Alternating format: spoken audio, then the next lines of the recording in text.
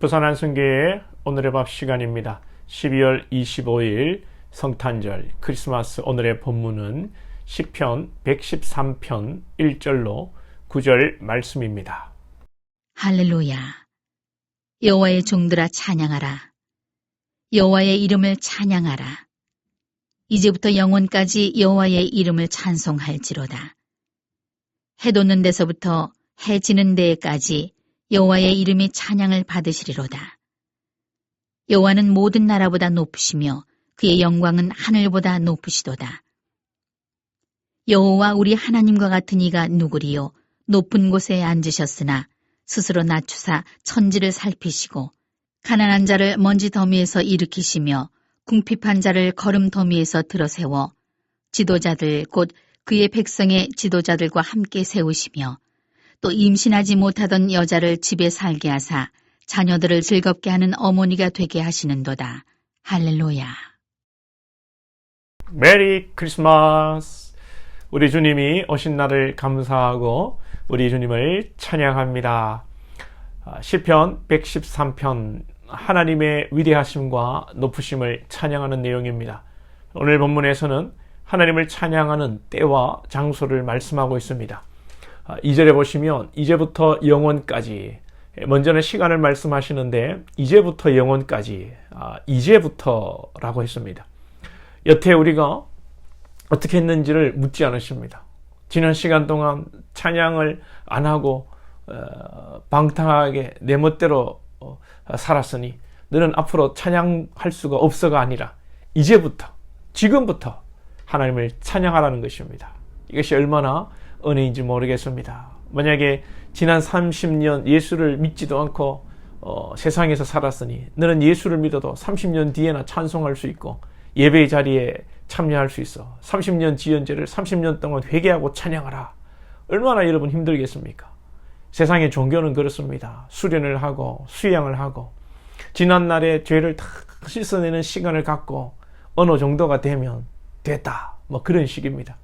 그러나 주님은 예수를 믿는 그 순간부터 우리에게 자유를 주시고 찬양할 수 있는 은혜를 주시고 하나님의 자녀로 살아갈 수 있게 하십니다. 지난 날은 묻지도 따지지도 않으십니다.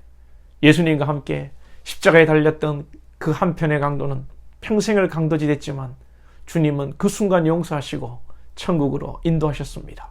이것이 하나님의 사랑입니다. 우리가 이 사랑을 입은 줄 믿습니다. 그리고 하나님을 찬양하는 것은 어디입니까? 해가 돋는 데부터 해 지는 데까지, 즉 온 세상입니다. 우리의 찬양은 온 세상에서, 모든 장소에서, 가정에서, 교회에서, 직장에서, 그 어디에서도 우리의 입과 우리의 삶의 모습은 하나님을 찬양하는 삶이 되어야 합니다. 왜냐하면요, 우리의 전 삶을 다 드려도 하나님의 은혜를 갚을 길이 없기 때문입니다.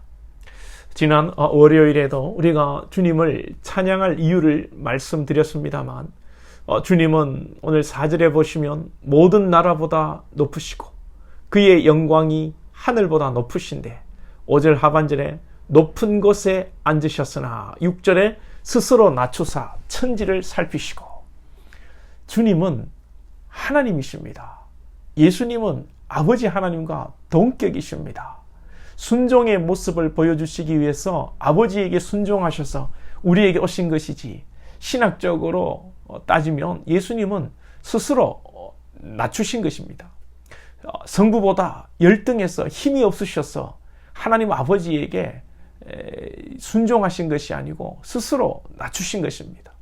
빌립보서 2장 6절 7절 말씀에 그는 근본 하나님의 본체시나 하나님과 동등됨을 취할 것으로 여기지 아니하시고 오히려 자기를 비워 종의 형체를 가지사 사람들과 같이 되셨고 능동적으로 자발적으로 우리를 사랑하사 낮아지신 것입니다. 그래서 성탄절 오늘 이 땅에 만왕의 왕이시지만 낮고 낮은 자리로 천하디 천한 자리 말구유에 나신 것입니다. 7절 이하에 오신 이유가 나옵니다. 7절에서는요, 가난한 자를 먼지더미에서 일으키시며 궁핍한 자를 거름더미에서 들어 세워. 가난한 자들이 예전에 뭐 옳은 집이 있었겠습니까? 흙구덩이 같은 곳에 천막을 듣고 뭐 움막 같은 그런 생활을 하고, 또 궁핍한 자들이 그름더미에서 이 추운 겨울에 따뜻한 곳이 어디 있겠습니까? 이 짐승 우리에 그름이 있는 곳이 여러분 따뜻한 데입니다. 냄새나지만 그래도 추운 겨울을 이길 수 있는 곳은 짐승의 배설물이 썩어서 열을 내는 짐승 우리 같은 데가 따뜻한 데인 거예요, 여러분.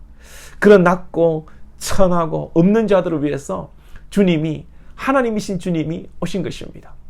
이는 영적으로 우리를 위해서 오신 것이죠. 우리가 정말 하나님이 없고 믿음이 없고 영적으로 가난하고 궁핍한 자들이 아니겠습니까? 이 세상에 여러분 나타나는 겉으로 보이는 대로 잘 살고 못 살고의 문제가 아닙니다. 영적으로 우리는요 정말 없는 자들입니다. 9절에 임신하지 못하던 여자로 집에 살게 하시고 자녀들을 즐겁게 하는 어미가 되게 하신 것이다. 과거에 임신을 하지 못하고 자녀를 생산하지 못하면요 이혼 사유였습니다. 남자가 문제가 있어서 남자가 애를 가지지 못하는 문제가 있을 수 있죠. 근데 과거에 의학이 발달되지 않아서 무조건 여자 탓으로 돌렸습니다. 성경에도 보면 사라가 애를 못 낳아서 몸종인 하갈에게 무시를 당하고, 야곱 아내 레아와 라헬은 애를 많이 낳으려고 서로 출산 경쟁을 하고, 한나도 애가 없어서 첩에게 무시당하고 그렇게 울며 기도했던 것 아닙니까?